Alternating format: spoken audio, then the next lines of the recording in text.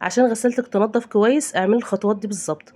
اضغطي كده على اون تشغيل وانت حاطه الهدوم زي اي كميه انت عايزاها. الغساله هي اللي هتوزن الهدوم. تضغطي على الدوره من اعتيادي لغسيل تقيل علشان تنضف كويس. وتيجي هنا على الغسيل والشطف والتجفيف، تضغطي على الغسيل اللي هو على 12 دقيقة أعلى حاجة في دورة الغسيل. بس غسيل بس، ما تضغطيش على حاجة تانية. هيبدأ بقى إيه توزن كده الغسيل وتسحب المية على قد الكمية اللي أنت حطاها. تمام. إحنا كده بنشغل غسيل بس، هتحطي المسحوق بتاعك وبعدين بتسيبيها تغسل. هتغسل كده لمدة 12 دقيقة من غير ما تصرف المية ولا تجفف. وده اللي احنا عايزينه، احنا عايزينها تغسل كويس، مش تبقى دورة عادية كده تخلص على طول.